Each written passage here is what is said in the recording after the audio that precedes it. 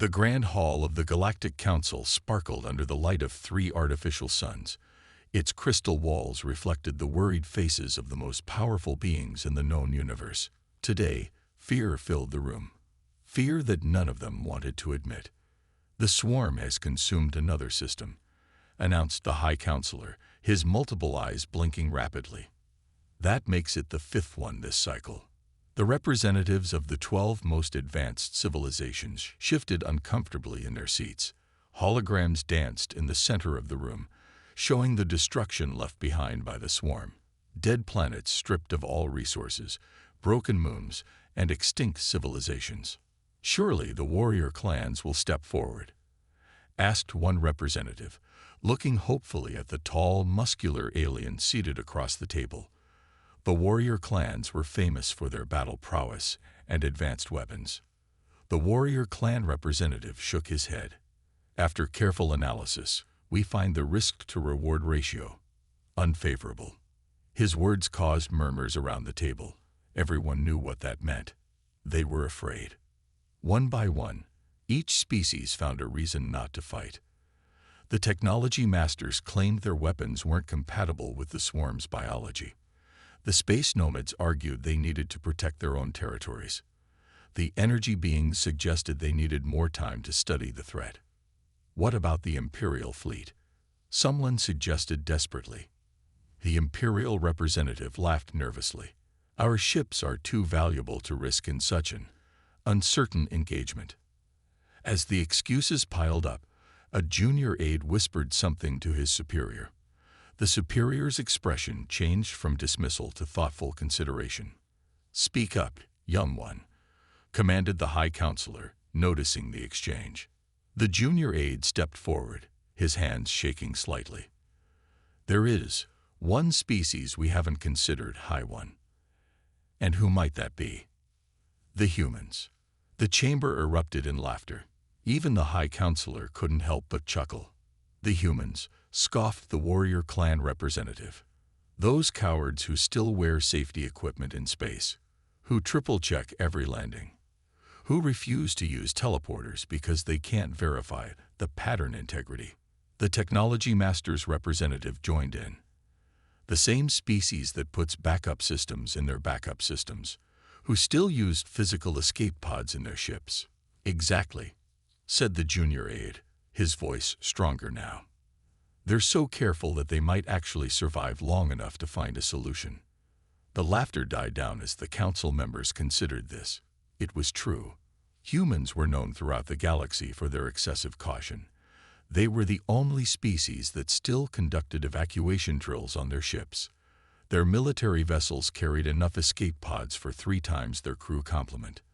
They insisted on maintaining manual override systems, even in their most advanced AI-controlled ships. The High Counselor stroked his ceremonial beard thoughtfully. "The young one has a point. The humans do have unique perspectives on survival. They're the only species that evolved on a death world and lived to tell about it," added another representative. "Their whole history is about surviving against impossible odds." The council chamber grew quiet as the implications sank in. The humans, with their endless safety protocols and backup plans, their cowardly insistence on multiple escape routes, their obsession with survival at all costs. They might be exactly what the galaxy needed. "Very well," the High Counselor declared. "We shall contact Earth. But remember, they are," he searched for a diplomatic word, "cautious. We must approach them carefully." As the council session ended, the representatives filed out, some still shaking their heads at the idea of asking humans for help. The junior aide stayed behind, staring at the hologram showing the swarm's destruction. Perhaps, he thought, what the galaxy needed right now wasn't fearless warriors or advanced technology. Maybe it needed a species that had turned running away into an art form, a species that had survived by being too careful, too cautious, too cowardly to die out. Maybe it was time for the galaxy to learn why humans were still around after surviving multiple extinction events on their home world. Little did the council know, they were about to discover the difference between cowardice and survival intelligence. the hard way. The United Earth Defense Command Center buzzed with activity as the Galactic Council's message played on the main screen. General Adams stood with his hands behind his back, watching the replay for the third time. Around him, his staff remained silent, processing the implications of what they were hearing. "They want us to fight the swarm," he said finally, his voice steady. "The same swarm that has destroyed 5 star systems in the past month."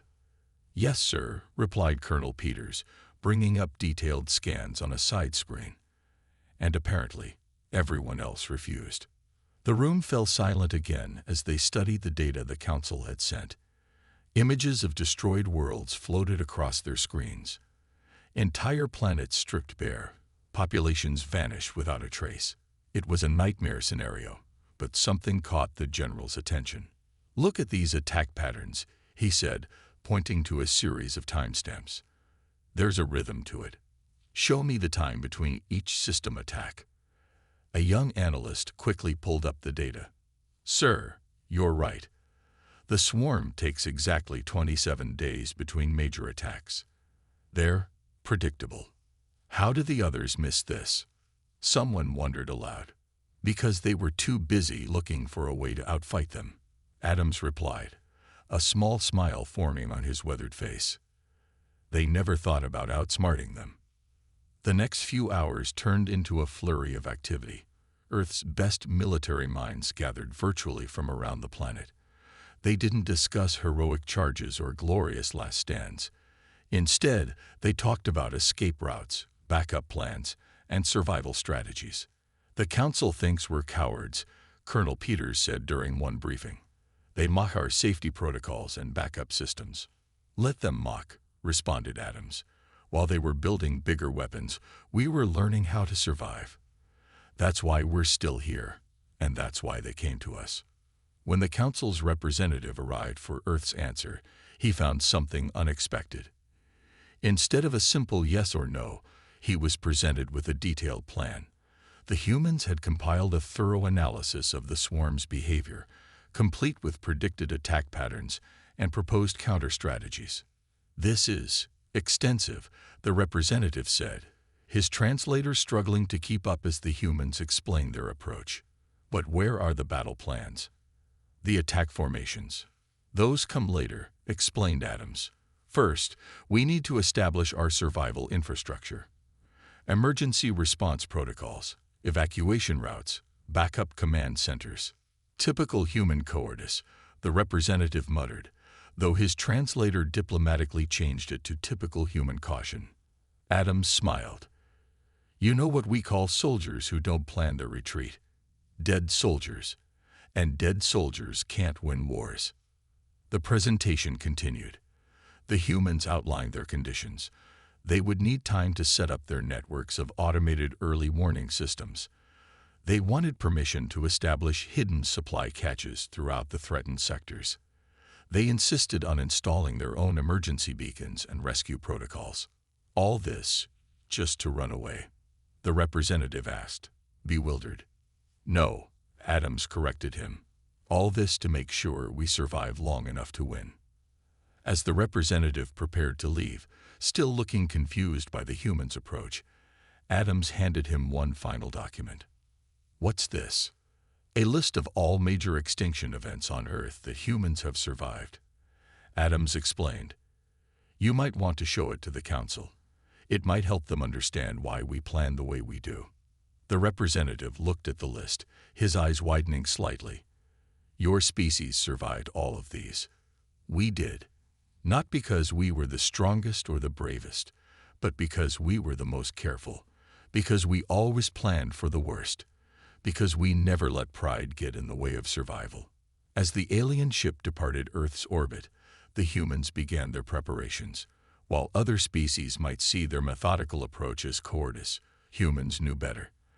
They had learned their lessons the hard way, on a planet that had tried to kill them countless times. Now it was time to show the galaxy why sometimes the most courageous thing you can do is admit you're afraid, and then plan accordingly. The Galactic Council chamber fell silent as the human delegation finished presenting their battle plan. The three-dimensional hologram floating in the center of the room showed a complex web of interconnected systems, backup stations, and escape routes. This, General Adams said, pointing to the display, is the Human Defense Network. One of the council members, a beam made of pure energy, flickered in what seemed like irritation. Where are the warships? The weapons? The glory of battle? Right here, Adams replied, highlighting several small dots scattered throughout the system. But they're not what you expect. The hologram zoomed in on one of the dots, revealing a ship design that made several council members laugh out loud. The human vessels were small compared to the massive warships of other species. Each one bristled with sensors rather than weapons, and escape pods covered their hulls like armor. You plan to fight the swarm with scout ships? The warrior clan representative asked, his voice dripping with disdain. No, Colonel Peters stepped forward. We plan to survive the swarm with scout ships. Then we plan to beat them with information. The human team activated another part of the display. It showed their automated defense network, thousands of small, unmanned stations scattered across space. Each one was designed to gather data about the swarm's movements and tactics. Your ships are meant to run away, observed another council member. Our ships are meant to live to fight another day, Adams corrected. Every ship has 3 different FTL systems, 6 backup power cores, and enough escape pods for the entire crew 3 times over. The technology master's representative leaned forward, suddenly interested. 3 FTL systems. That's inefficient. That's survival, Peters replied. When one fails, you have 2 more. When you're running from something that eats entire solar systems, inefficient beats dead every time. The humans continued their presentation, revealing more details that made the council members increasingly uncomfortable. Their ships would never engage in direct combat unless absolutely necessary. Instead, they would gather intelligence, set traps, and most importantly, survive. Look here, Adams pointed to a simulation. Standard military doctrine says to stand and fight. We say run, learn, and come back smarter. The simulation showed a human ship encountering the swarm. Instead of engaging, it dropped sensor buoys and retreated, gathering crucial data about the enemy's behavior. The council watched as the simulation played out multiple scenarios, each time showing how retreat led to better understanding of the enemy. This isn't how battles are won, protested the warrior clan representative. No, agreed Adams. This is how wars are won. He brought up images of Earth's history, ancient battles where smaller, more cautious forces had defeated larger, more aggressive ones through strategy and survival. On our world, Peters explained, we learned that the bravest soldier isn't the one who dies gloriously in battle. It's the one who lives to protect others, who survives to fight smarter next time. The human delegation then revealed their most controversial proposal. Each sector would be equipped with what they called panic rooms, heavily shielded space stations where damaged ships could hide and repair. More cowardice, muttered someone in the chamber. More survival, corrected Adams. You can't win a war if you're dead. Every time we run away, we learn something new. Every retreat makes us stronger. Every survival makes us smarter. As the presentation concluded, the council chamber buzzed with mixed reactions. Some were outraged at this cowardly approach to warfare. Others were beginning to see the wisdom in the human strategy. The High Counselor raised his hand for silence. This is not what we expected when we asked for human help. No, Adams agreed. It's better. Because while everyone else is planning how to die gloriously, we're planning how to win carefully, and more importantly, how to live through it. As the human delegation left the chamber, they could hear the heated debates beginning behind them. Their approach might not be glorious, but it was thoroughly human. They had survived on Earth not by being the strongest or the bravest, but by being the most determined to live. Now they would show the galaxy that sometimes the best way to be a hero was to be a careful one. The bridge of the scout ship Cautious Victory was quiet except for the steady beeping of sensors. Captain Mark watched the main screen intently as his ship approached the edge of swarm-controlled space. Unlike the massive warships of other species, the cautious Victory was small, quick, and packed with escape options. "Swarm activity detected," announced First Officer Reed, her voice calm despite the tension. "Distance, 40 million kilometers and closing." "Begin recording," Mark ordered, "and make sure our escape routes are clear." Some species would have called it cowardice. The warrior clans would have charged straight in, guns blazing. The Imperial fleet would have deployed their massive dreadnoughts. Instead, the human ship quietly activated its stealth systems and began gathering data. "Sir," Reed called out, "the swarm's movement patterns match our predictions. They're following the same feeding cycle we observed in the recordings." The crew watched as their sensors painted a detailed picture of the swarm's behavior. The massive cloud of biomechanical ships moved like a giant school of fish, consuming everything in their path. But there was something else, something no other species had noticed because they were too busy trying to fight. "Look at that gap in their formation." Mark pointed to a dark spot in the swarm's pattern. "They always leave their rear quarter exposed when feeding. Almost like they're used to being the apex predator," Reed finished. "They've never needed to watch their back." Suddenly, alarms blared across the bridge. "Swarm elements detecting our presence," the sensor officer shouted. "They're changing course." In any other military, this would have been the moment for heroic last stands and glorious sacrifice. Instead, Captain Mark calmly pressed a button on his chair. "Execute survival pattern Delta," he ordered. "Drop the sensor buoys and prepare for quantum jump." The cautious Victory released a cluster of automated sensor devices and smoothly changed course. The swarm ships, massive and terrifying, turned to pursue. But by the time they reached the ship's previous position, the cautious Victory was already gone, jumping through its first of 3 prepared escape routes. "Sensor buoys are transmitting," Reed reported as they emerged from quantum space. "We're getting excellent data on their pursuit patterns." Mark nodded, watching the feed from their abandoned sensors. "Send everything to command. They're going to want to see this." Back at Earth Command, General Adams and his team reviewed the data from multiple scout missions. Each cowardly retreat had brought back valuable information. Each careful observation revealed another weakness in the supposedly invincible swarm. "Look at this," Adams pointed to a compilation of sensor data. "Every time they chase our ships, they follow the same pursuit pattern. They're predictable. And predictable enemies," Colonel Peters added, "can be beaten." The next encounter proved their theory right. When another scout ship encountered the swarm, it didn't run immediately. Instead, it executed what they called a careful dance, moving just close enough to be detected, then retreating in a way that made the swarm follow their predicted pattern, right into a field of automated defense platforms. The resulting battle was short but decisive. The swarm ships, following their instinctive pursuit pattern, flew straight into the human trap. Concentrated fire from the hidden platforms destroyed dozens of swarm ships before they could react. "First blood," Adams announced as he watched the footage. "And we didn't lose a single human life." The news spread quickly through the council chambers. The humans, those notorious cowards, had achieved what no other species had managed. They had killed swarm ships and survived to tell about it. But it was such a small victory. The warrior clan representative protested. "They only destroyed a tiny fraction of the swarm." "Yes," Adams replied when he heard this, "and we learned more from this small victory than others learned from their glorious defeats, because our ships came back. Our soldiers lived. Our knowledge grew."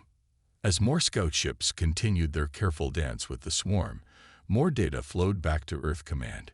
Each retreat taught them something new. Each survival made them stronger. The galaxy was beginning to learn an important lesson. Sometimes the most dangerous enemy isn't the one who fights bravely, but the one who fights smart.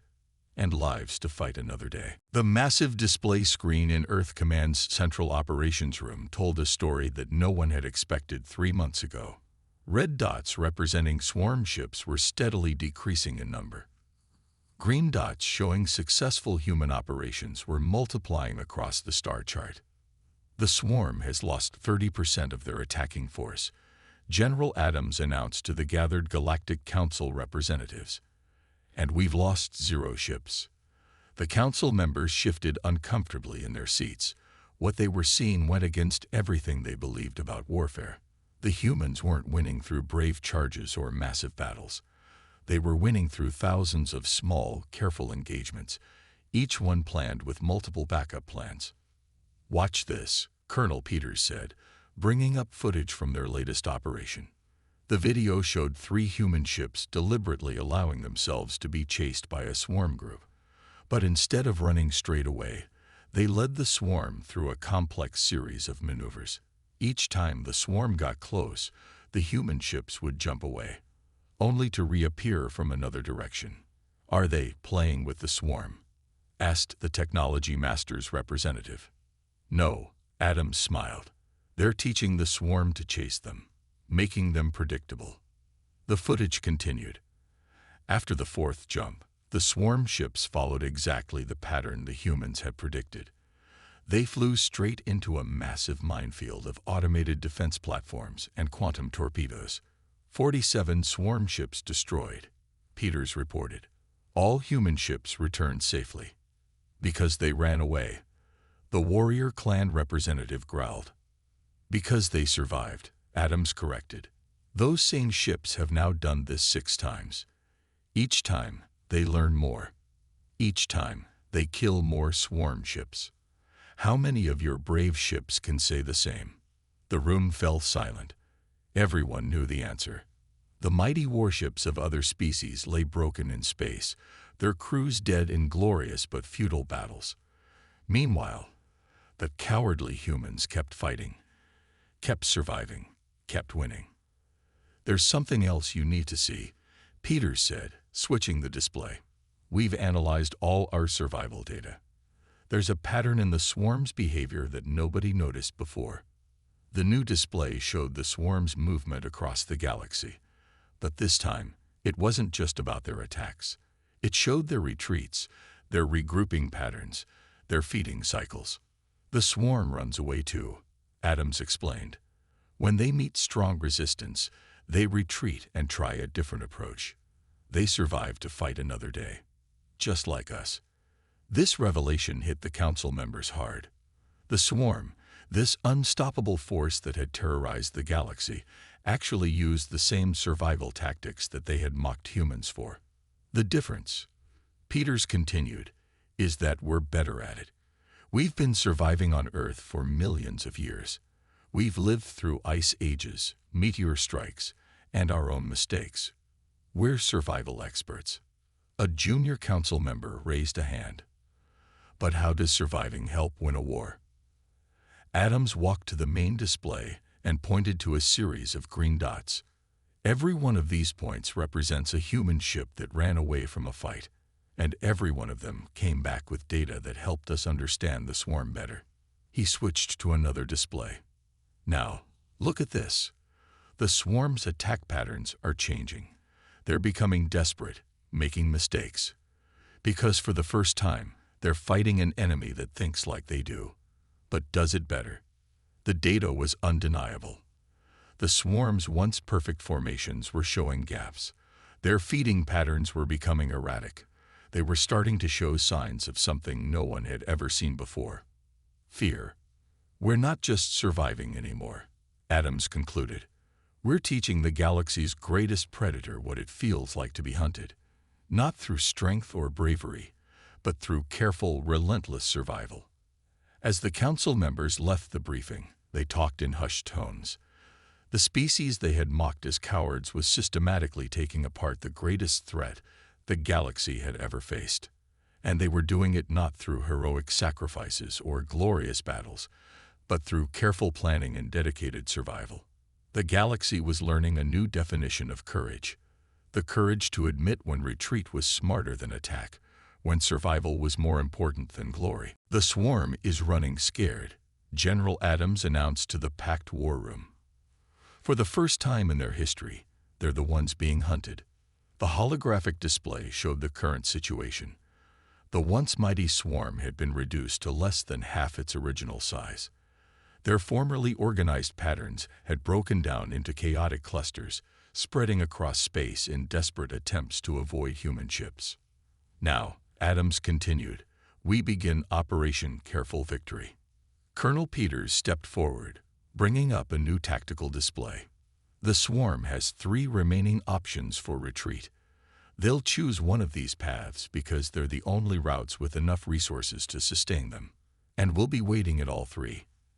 Asked the council observer, who had finally learned to appreciate human tactics. "No," Adams smiled. "That's what they'll expect. Instead, we're going to use their own survival instincts against them." The plan was quintessentially human. Instead of blocking all escape routes, they would leave one path seemingly open, but make it look like they had tried to hide their presence there. The swarm, having learned to fear human traps, would avoid that route and choose one of the others. "The swarm thinks like a predator," Peters explained. "When they see an obvious trap, they'll avoid it. They'll choose what they think is the safer path. And that's where the real trap will be," Adams finished. The council observer watched as the humans set their plan in motion. The massive human defense network, built over months of careful preparation, began to shift. Ships moved in seemingly random patterns, but each movement was precisely calculated. "Won't the swarm detect your ships?" the observer asked. "They're supposed to," replied Captain Mark, now a senior tactical advisor. "Every ship they detect is part of the message we're sending. Fear this path. Choose another." Over the next few days, the swarm did exactly what the humans predicted. They began moving their forces toward what they thought was the safest escape route. Their movements were cautious, testing for traps. They had learned that lesson from the humans. "They're learning to be careful," Peters noted. "Unfortunately for them, we've had millions of years of practice." The trap was sprung with typical human precision. As the swarm committed to their chosen path, they found themselves surrounded not by warships, but by something far more terrifying: empty space, or what appeared to be empty space. "Activate the quantum net," Adams ordered. Thousands of previously invisible satellites activated simultaneously, creating a massive energy field that trapped the swarm ships in normal space. No escape routes, no quantum jumps, no retreat. "Now they have 2 choices," Adams explained to the stunned observer. "Surrender or die." The swarm, true to their nature, chose to fight. But they were fighting an enemy that had studied them for months, that knew their every move, that had learned to think like them, but better. The battle that followed wasn't the glorious clash of titans that other species would have written songs about. Instead, it was a careful, methodical operation. Human ships struck from multiple angles, always keeping their escape routes clear, always maintaining their safety margins. "Your ships are still running away," the warrior clan representative complained, watching the battle unfold. "Our ships are surviving," Adams corrected. "And every time they survive, they come back deadlier than before." Hour by hour, the trapped swarm grew smaller. Some ships tried to break through the quantum net, only to be picked off by waiting human vessels. Others tried to form defensive formations, but the humans had counters for every tactic. "This is why we survived Earth," Peters told the observer as they watched. "Not because we were the strongest or the bravest, but because we were the most adaptable, the most careful, the most determined to live." Finally, after 3 days of continuous combat, the last swarm ship fell silent. The greatest threat the galaxy had ever faced had been defeated not by courage or strength, but by careful planning and the determination to survive. As the human ships began their recovery operations, checking for survivors, securing technology, always careful, always thorough, the council observer turned to Adams. "You've changed how the galaxy will fight wars," he said. Adams shook his head. "No, we've changed how the galaxy will survive them." The Galactic Council chamber was more crowded than it had ever been. Representatives from every spacefaring race had gathered to witness something unprecedented, a ceremony honoring cowardice, or as the humans called it, strategic survival. General Adams stood at the center of the chamber, his simple uniform a stark contrast to the elaborate robes and armor worn by other species. Behind him, a massive display showed the final statistics of the war against the swarm. Swarm ships destroyed, 97%. Human ships lost, 0. Civilian casualties, 0. Systems saved, 15. Lives preserved, billions. This, the High Counselor announced, is not just a victory. It is a lesson. The chamber grew quiet as Adams stepped forward to speak. His words were carefully chosen, just like every battle plan he had crafted. "Many of you called us cowards," he began. "You mocked our escape pods, our backup systems, our constant planning for retreat. Today, I want to tell you why Earth's history made us this way." The display changed to show Earth's timeline. Ice ages, meteor strikes, massive volcanic eruptions, and countless near-extinction events scrolled past. On our world, Adams continued, we weren't the strongest species, we weren't the fastest, we weren't the biggest, but we were the ones who survived. Because we learned something crucial. Dead heroes can't protect anyone. Captain Mark, now promoted to fleet commander, stepped forward with Colonel Peters. They had brought something that made several council members shift uncomfortably. The tactical logs from every human ship that had fought the swarm. Each of these logs, Peters explained, contains at least 10 instances where other species would have demanded a heroic last stand. Instead, our ships retreated, regrouped, and came back smarter. That's not cowardice. That's evolution. The display changed again, showing side-by-side comparisons. On one side, the massive warships of other species, now floating as debris in space. On the other, the smaller, more versatile human vessels, all safely docked at their home ports. The swarm was feared because they were survivors, Mark added. But humans? We're the species that survived a planet that tried to kill us every day. We're the species that looked at certain death and said, no, I think I'll live instead. A young representative from a warrior race stood up. But where is the glory in running away? Adams smiled. The glory is in being alive to protect others tomorrow. The glory is in coming back smarter, better prepared, more capable of victory. The display shifted one final time, showing the quantum net operation that had finally trapped and defeated the swarm. The careful positioning, the meticulous timing, the multiple backup plans, all of it demonstrated a kind of courage that most species had never considered. We didn't just defeat the swarm, Peters explained. We outsurvived them. We taught them what it feels like to face an enemy that simply refuses to die. The High Counselor stepped forward again. The galaxy owes humanity a debt, not just for defeating the swarm, but for teaching us a new way to think about courage. As if to emphasize this point, reports were already coming in. Species across the galaxy were beginning to redesign their ships, adding escape pods and backup systems. Military doctrines were being rewritten to include strategic retreat as a valid tactic. The humans' cowardly approach was becoming the new standard. But remember this, Adams concluded. What you call cowardice, we call learning from experience. Every human ship carries the lessons learned from millions of years of survival.